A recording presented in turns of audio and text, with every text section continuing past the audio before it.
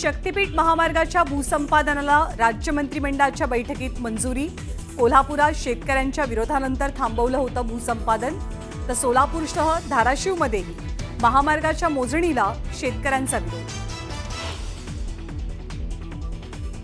शक्तीपीठ महामार्गावरनं कॅबिनेटमध्येही नाराजी नाट्य।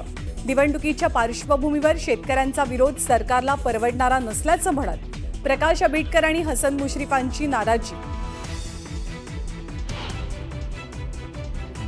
कॅबिनेट आणि शिवसेना मंत्र्यांच्या बैठकीत निधी वाटपावरनं मानपमान नाट्य। निधी वाटपात सापत्न वागणूक, शिवसेनेच्या मंत्र्यांचा आरोप।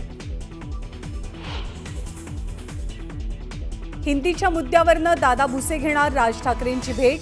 तर लहान मुलांवर हिंदी भाषा सक्तीचं ओझं नको, शरद पवारांचं मोठं विधान। तर चौथीपर्यंत केवळ मातृभाषा शिकवायला हवी, डॉक्टर तारा भवाळकरांचं मत। सरकारमध्ये मोठ्या पदावर असलेल्या व्यक्तींनी सहकारी संस्थांच्या निवडणुका लढवू नयेत। नाव न घेता शरद पवारांनी अजित पवारांचे कान टोचले। तर माळेगाव कारखान्याची सत्ता कुणाकडे, याकडे राज्याचं लक्ष। प्रहार संघटनेचे नेते बच्चू कडूंना मोठा दिलासा। अमरावती जिल्हा मध्यवर्ती सहकारी बँकेच्या अध्यक्षपदावरनं कडूंना अपात्र करण्याच्या निर्णयाला नागपूर उच्च न्यायालयाची स्थगिती। केंद्रीय निवडणूक आयोगाचं राहुल गांधींना निमंत्रण। महाराष्ट्र विधानसभा निवडणुकीवर चर्चेसाठी निमंत्रण। निवडणूक आयोगानं राहुल गांधींचे आरोप फेटाळले। संभाजीनगरातील उद्योजक संतोष लड्डांच्या घरावरील दरोडा प्रकरणात मोठा ट्विस्ट। एन्काउंटर झालेल्या अमोल खोतकरच्या बहिणीला अटक। रोहिणी खोतकरकडे सापडलं 22 तोळे सोनं आणि 7 जिवंत काडतुसं। लातूरमध्ये दुचाकीवरनं जाणाऱ्या 3 मुलींना महिला वाहतूक पोलिसाकडनं शिवीगाळ करत मारहाण। मुलींच्या तक्रारीनंतर महिला पोलिसावर माफी मागण्याची वेळ। काही तासातच इराणकडनं शस्त्रसंधीचं उल्लंघन। इस्रायलच्या एअरबेसवर मिसाईल्स हल्ले। तर आपण हल्ले केले नाहीत, इराणचा दावा। पण शस्त्रसंधीचं उल्लंघन केल्यामुळे डोनाल्ड ट्रम्प यांची नाराजी। आणि संत ज्ञानेश्वर माऊलींची पालखी जेजुरी गडावर। संत तुकोबांची पालखी वरवण मुक्कामी। संतांच्या पालख्या पंढरीच्या दिशेनं।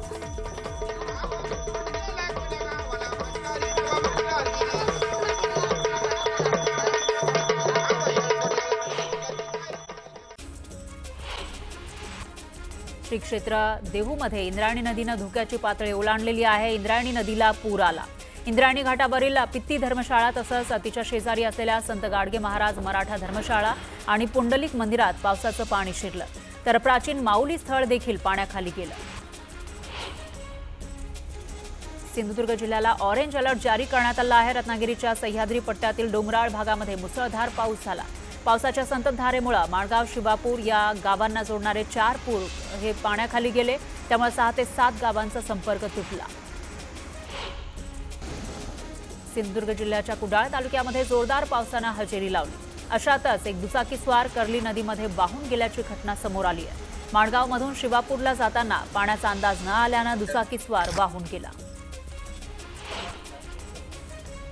सांगली जिल्ह्याला मुसळधार पावसानं झोडपलेला आहे। पावसामुळे सखल भागामध्ये पाणी साचलं, त्यामुळे वाहन चालकांना मोठी कसरत करावी लागते। नाशिकच्या गंगापूर धरणातून गोदावरी नदीपात्रामध्ये पाण्याचा विसर्ग करण्यात आलाय। त्यामुळे सोमेश्वर धबधबा ओसंडून वाहू लागलाय। नाशिक शहर आणि जिल्ह्यामध्ये सुरू झालेल्या संततधार पावसानं धरणांच्या पाणी पातळीत वाढ झाली आहे। सातारा जिल्ह्यातील घाटमाथ्यावर मुसळधार पावसानं हजेरी लावली। त्यामुळे पाटण तालुक्यातील उत्तरमाण धरण भरलेलं आहे। सांडव्यावरून पाणी वाहू लागले, त्यामुळे नदीकाठच्या नागरिकांना सतर्कतेचा इशारा देण्यात आला आहे। रायगडमध्ये आंघोळीसाठी नदीच्या बंधाऱ्यावर गेलेल्या 3घांपैकी एक तरुण पाण्यात वाहून गेला। महाडमधील 3 रेस्क्यू टीमनं शोधण्याचा प्रयत्न केला, पण अद्यापही तरुण न सापडल्यानं शोधकार्य थांबवण्यात आलं। सिंधुदुर्ग जिल्ह्याला पावसाचा येलो अलर्ट जारी करण्यात आलाय। कुडाळ तालुक्यातील माणगाव खोऱ्यातील दुकानवाड पुलावर आलेल्या पुराच्या पाण्यामुळे 5 गावांचा संपर्क तुटलाय। नागपुरात पावसानं हजेरी लावली आहे। गेल्या अनेक दिवसांपासून नागपूरकरांना पावसाची प्रतीक्षा होती। दरम्यान उकाड्यापासून नागरिकांना आता दिलासा मिळालाय। अहिल्यानगर जिल्ह्यातील शेतकऱ्यांना अजूनही पावसाची प्रतीक्षा कायम आहे. पेरणीयोग्य पाऊस न झाल्यानं शेतकऱ्यांच्या चिंतेत वाढ झाली आहे. मान्सूनपूर्व पावसानंतर अनेकांनी केलेल्या पेरण्या वाया जाण्याची भीती आहे. त्यामुळे दुबार पेरणीचं संकट उभं राहिलंय. यंदा मान्सूनपूर्व पावसानं जोरदार हजेरी लावलेली आहे. त्यामुळे अकोला जिल्ह्यातील अनेक शेतकऱ्यांनी पेरण्या केल्यात. पिकांना अंकुरही फुटले. पण या पिकावर वाणी किडीनं हल्ला केलाय. त्यामुळे कपाशीसह तुरीचं पीक धोक्यात आलंय. त्यामुळे शेतकरी त्रस्त झालाय. मावळ तालुक्यामध्ये मुसळधार पावसानं जनजीवन विस्कळीत झालं. पावसाचं पाणी घरात शिरलं. त्यामुळे नागरिक हैराण झाले. प्रशासनानं समस्येकडे गांभीर्यानं पाहून त्वरित उपाययोजना कराव्यात अशी मागणी केली जाते. छत्रपती संभाजीनगरच्या जायकवाडी धरणामध्ये 11,000 क्युसेकनं पाण्याची आवक सुरू आहे. गेल्या 4 दिवसात जायकवाडी धरणाच्या पाणी पातळीत 5% वाढ झाली आहे. नंदुरबार जिल्ह्यामध्ये पावसाची संततधार कायम आहे. जिल्ह्यात पावसानं पुन्हा दमदार हजेरी लावली आहे. त्यामुळे नदी नाले ओसंडून वाहू लागले. भंडाऱ्याची उधळण करत माऊलींच्या पालखीचं जेजुरीमध्ये जंगी स्वागत करण्यात आलं. माऊलींच्या पालखीसोबत आलेले वारकरी कुलदैवत खंडोबाच्या दर्शनासाठी जेजुरी गडावर नतमस्तक झाले. भक्तिरसात नाहून निघणारा वारकरी आज भंडाऱ्यात पिवळा झाला. शिस्तबद्धतेचं प्रतीक असणारी गजानन महाराजांची पालखी धाराशिव जिल्ह्यात दाखल झाली. नागरिकांनीही दारासमोर रांगोळी काढत पालखीवर फुलांची उधळण करत जोरदार स्वागत केलं. जवळपास 1,500 पेक्षा जास्त वारकरी या पालखीत सहभागी झाले. आदिशक्ती संत मुक्ताई आणि गोविंद पंत यांच्या पालखीची बीड शहरात भेट झाली. आजोबा नातीच्या पालखी भेटीच्या वेळी वारकऱ्यांनी टाळ मृदुंगाच्या गजरात विठू नामाचा जयघोष केला. यावेळी बीड शहरातील भाविकांनी गर्दी केल्याचं दिसून आलं. तर पंढरीच्या दिशेनं मार्गक्रमण करणारी मुक्ताईंची पालखी 2 दिवस बीड शहरात आजोबांकडे विसावली होती. संत तुकोबारायांच्या पालखीचं यवतमध्ये मोठ्या उत्साहात स्वागत करण्यात आलं. यावेळी वारकऱ्यांची मोफत चरण सेवा करण्यात आली. सद्गुरू मंगेशदा क्रियायोग फाउंडेशनच्या सदस्यांनी वारकऱ्यांना ही चरण सेवा दिली. यावेळी लहान मुलांनी देखील वारकऱ्यांची मनोभावे सेवा केली. माऊलींच्या पालखी सोहळ्यामध्ये वारकऱ्यांची सेवा करण्यासाठी डॉक्टरही दिंडीत सहभागी झाले. राज्यभरातील नामांकित डॉक्टर वारकऱ्यांना मोफत वैद्यकीय सेवा देत आहेत. वारकऱ्यांच्या सेवेमध्येच आम्हाला पांडुरंग दिसतो अशा भावना डॉक्टरांनी व्यक्त केल्या. तर चालताना ठेच लागलेल्या वारकऱ्यावर उपचार करताना मेडिकल कॉलेजचे विद्यार्थी दिसून आले. श्री योगीराज तुकाराम बाबा खेडलेकर पायी दिंडीचं अहिल्यानगरमध्ये स्वागत करण्यात आलं. देहरे परिसरात भव्य रिंगण सोहळा पार पडला. वारकरी आणि सेवेकऱ्यांनी मोठ्या संख्येनं यावेळी सहभाग घेतल्याचं दिसून आलं. गजानन महाराजांची पालखी धाराशिवच्या कळंब शहरामध्ये दाखल झाली आहे. या वारकऱ्यांना मोफत दाढी कटिंगची सेवा देण्याचं काम शहरातील नाभिक समाज करत आहे. यावर्षीही वारकऱ्यांना नाभिक समाजाकडून दाढी कटिंगची सेवा देण्यात आली. नृत्यांगणा गौतमी पाटीलही विठुरायाच्या गजरात तल्लीन झाली. वारीत सहभागी होत तिनंही वारकऱ्यांसोबत टाळ वाजवत हरिनामाचा जप केला. जेजुरी गडावर खंडेरायाच्या दर्शनासाठी येणाऱ्या वारकऱ्यांना सिने बाल कलाकार खेडेकर बंधूंनी प्रसादाचं वाटप केलं. वारकऱ्यांची सेवा करताना आनंद होतो अशा भावना त्यांनी व्यक्त केल्या. 26 जून ते 10 जुलै या कालावधीमध्ये होणाऱ्या आषाढी यात्रेनिमित्त विठ्ठल रुक्मिणी मातेच्या दर्शनासाठी येणाऱ्या वारकऱ्यांना सोयी सुविधा पुरवल्या जातात. याची पूर्वतयारी आता अंतिम टप्प्यात आली आहे. 6 जुलै रोजी आषाढी एकादशीचा सोहळा संपन्न होणार आहे.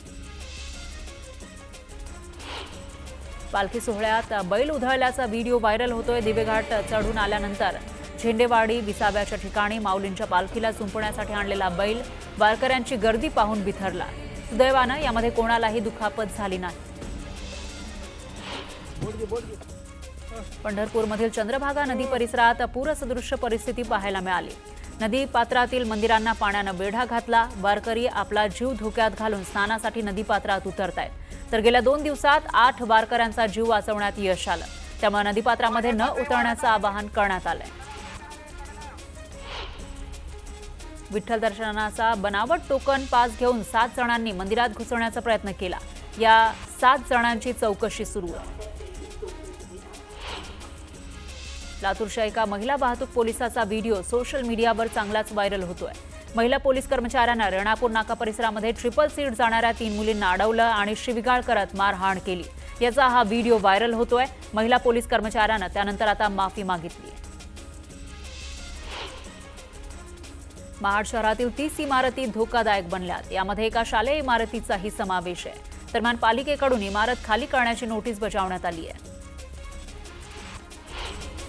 भिवंडी वाडा रस्त्यावर कोट्यावधी रुपये खर्च केलेत, मात्र तरीही प्रवाशांना जीव मुठीत घेऊन प्रवास करावा लागतोय. वर्दळीच्या रस्त्यावर खड्ड्यांचं साम्राज्य पसरलेलं आहे, त्यामुळे स्थानिक नागरिक त्रस्त झाले. अभिनेते संकर्षण कराडे यांनी सोशल मीडियावर पोस्ट करत आपल्या गावात आपण लिहिलेलं नाटक आपल्याला करता येत नाही अशी खंत व्यक्त केली. नटराज रंग मंदिराची दुरावस्था झाली आहे आणि ते पुन्हा सुरू करावं अशी मागणी संकर्षण कराडेनं केली आहे.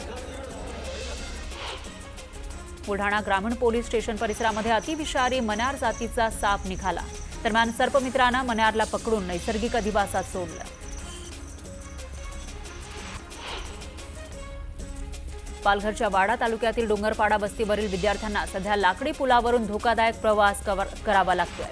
पक्का रस्ता नसल्यानं मोठा नाला पार करण्यासाठी लाकडी ओंडके टाकून पूल तयार करण्यात आला आहे आणि याच पुलावरून जीव धोक्यात टाकून या विद्यार्थ्यांना रस्ता पार करावा लागतोय. बुलढाण्याच्या बरणा गावामध्ये 7 फूट लांबीचा अजगर निघाला. वारकऱ्यांनी तातडीनं सर्पमित्रांना माहिती देताच अजगराचं रेस्क्यू करण्यात आलंय. अजगराला पकडल्यानंतर जवळच असलेल्या नैसर्गिक अधिवासात सोडण्यात आलं. रायगड जिल्ह्यातील माणगावमधून वाहणाऱ्या काळ्या नदीपात्रामध्ये महाकाय मगरींचा वावर दिसला. पोलीस स्थानकामागील नदीपात्रामध्ये 2 महाकाय मगरी किनाऱ्यावर दिसल्या, त्यामुळे नागरी वस्तीमध्ये चिंतेचं वातावरण आहे. सह्याद्री व्याघ्र प्रकल्पामध्ये दुर्मिळ अशा काळ्या रानकुत्र्याचं दर्शन झालं.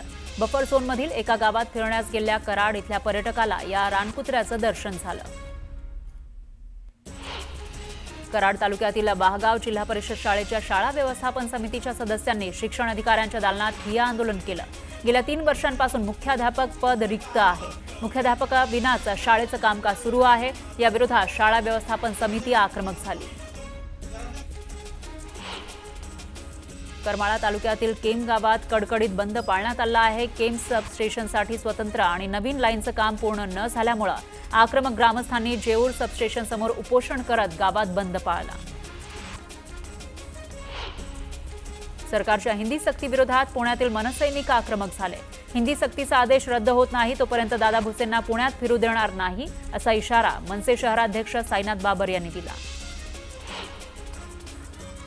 मालेगावातील अजंग इथल्या निवासी शाळेमध्ये सुविधा मिळत नसल्याचा आरोप करत विद्यार्थ्यांनी भर पावसात कळवण ते नाशिक आदिवासी भवनपर्यंत मोर्चा काढला. यावेळी अधिकाऱ्यांनी भेट देत समस्या सोडवण्याचं आश्वासन दिलं. यानंतर विद्यार्थ्यांनी माघार घेतली.